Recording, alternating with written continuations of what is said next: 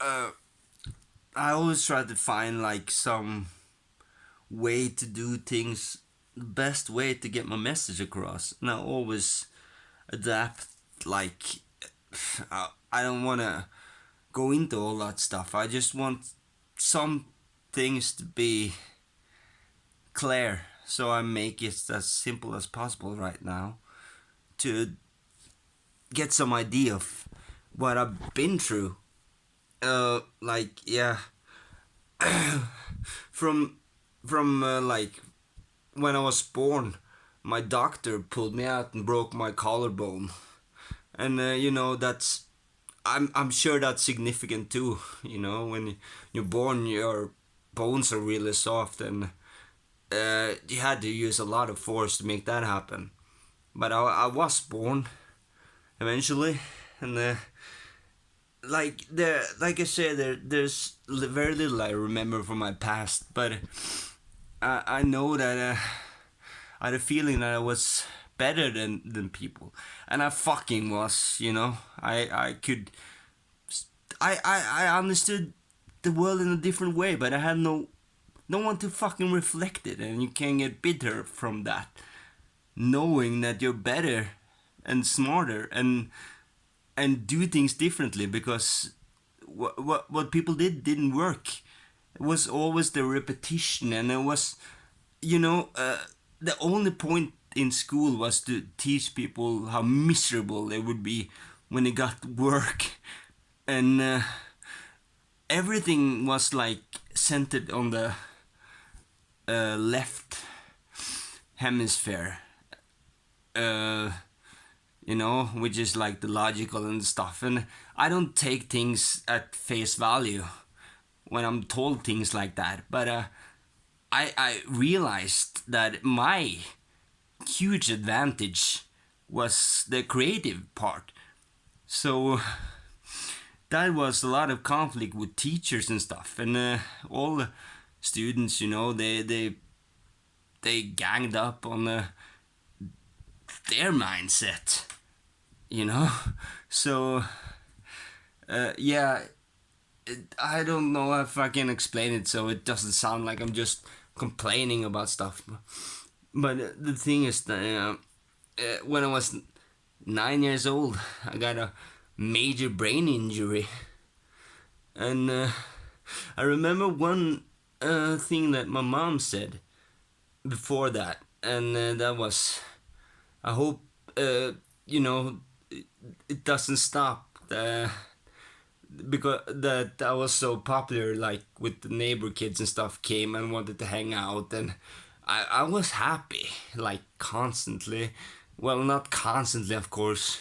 I had my things, but I was happy. But after that brain injury at 9 years old, I had no fucking emotional connection to who I was before.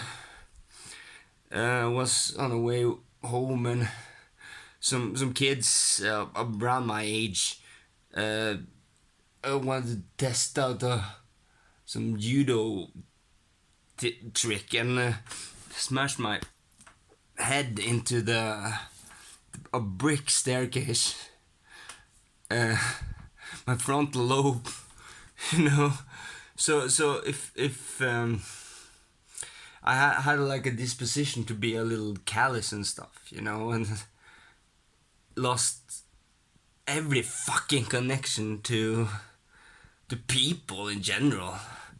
And I know still, my parents and family, they fucking knew I changed. They just said that it happened. And when I take it up, they wanna like act like they're the fucking victims, and everybody wants to act the fucking victim. All I wanted to do was some fucking truth. They could told me that I changed personality. So I did my best with what I had, Suddenly got so fucking depressed, so dark, everything. There was no fucking point in going on, basically, in a way that I just wanted to not necessarily suicidal, but it was like if I died, I wouldn't give a shit. and but I also had feeling that I was gonna be someone someday. Strangely, and I still had some skills that other people didn't have at all. You couldn't learn the things that I did like by heart and stuff, but still, Norway's praises, from very young age, the fucking dumb fucking mindset that mediocrity that is good. And it is so fucking pointless. Like I want people just to strive and try to be better, but they don't, because from birth they just fucking settle and become fucking cunts when they grow up. Boring fucking cunts worrying about bullshit. And yeah, so that's brain injury at 9. And when I was 18, I was at a party. I couldn't connect with anyone. I usually just tried to. Yeah, drunk was probably my personality. No, I had the was everything was like I tried to act. Everything was act, and everything was fake, and I could see through fucking everybody. And I remember like when I went home that on my bicycle, I just it was raining and I was really drunk and I was downhill and I just closed my eyes and tried to feel something, going down that hill. And I remember when I opened my eyes, I crashed into this fence where they had some cows and stuff, and I woke up. Among them, my bicycle was wrecked, and I tried to push myself up from the ground, and I broke my my arm. It doesn't fucking matter. My arm, and so. I didn't know that I had a brain injury till I got home and I couldn't talk. I was like, just fucking word jumbles, and I could say, I think I could say yes and no, and rest was I couldn't talk. Some fucking thing had happened, so I couldn't pronounce the words or know the words. It was some disconnect, major fucking disconnect. So I was taken in the ambulance, and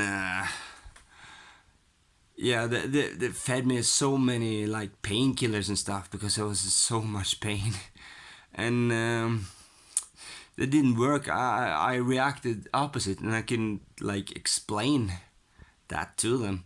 So it gave me something that would knock out an elephant or something. They said like some really like heavy central nerve injection. Knocked me out 2 days, and I woke up, and then I got some tests and found out I had ADHD. And I remember like the last fucking test was if it was 100 possible points, and if you scored 24 or more, you had ADHD. And I scored 87. Like, do you feel that? Do you do that? Do this and that? And I was just thinking, probably something more than fucking ADHD. But I got Ritalin, those 10 milligrams pills, and took a lot of them. I could get as many as I want, and I'm not a fucking victim, In a society as boring as this one, you have to be high. That's what I think. Because there's so many fucking boring cunts. And there's so many people like me, they don't fucking make it because they accept the lies of fucking society. Yeah, of course you gotta get high. For fuck's sake! Yeah. Why? Is that even an issue? You. Oh, okay, I'm not gonna yell at people because I don't know who sees this, but society is a bunch of fucking cunts, so you're probably one of them. But thanks for watching, though. I'm emotional right now. So, thing is that that happened, and yeah, so 2 major fucking brain injuries messed me up independently, or well, move on. Okay, so yeah, there's a lot of things that I could take, but time went by, and I was in my 30s. Just get like fired from another place in a funny fucking way, and I beat up my boss, and he deserved that shit. And that place was closed because they had scammed a lot of fucking people, and they wanted me to get along with that scam. But despite all my fucking narcissism, this and that, I don't. No, I'm better than that. Than calling like schools and stuff and make them follow a link, and when they click that link, they get a bill for like $500, and you get half of that in your pocket. It's so fucking pathetic.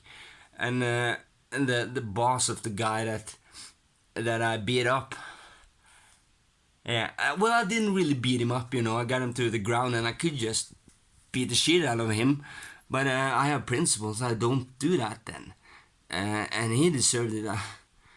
Yeah, and said that I had to sew his fucking shirt. He couldn't call me himself even, and I had to pay for the hole I kicked in the wall. And I said, no, I don't fucking sew, and you probably haven't. I know you haven't paid me as much as you fucking should, so take it out of my pay. Fuck off. And like in the prime time, like on TV or whatever, they were taken out in handcuffs, and I thought that was funny as shit, really. So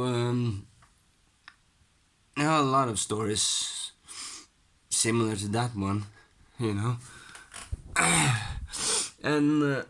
yeah, I was in my 30s, and I was so fucking tired of fucking living, and I wanted to get some speed for like Easter holiday to be by myself. I was living with my parents, and they were fucking nagging, like, hey, why didn't you want to come to us to Sweden, baby? And I didn't want to, and he tried to scam me, the guy who sold me speed, So I got some. The guy who had the apartment I was in. A long story. I want to cut it down, So had some stuff that I got from the dark web.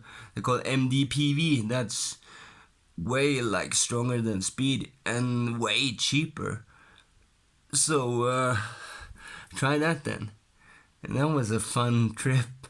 Changed the course of fucking history, that. Yeah, I just wanted to connect with some people.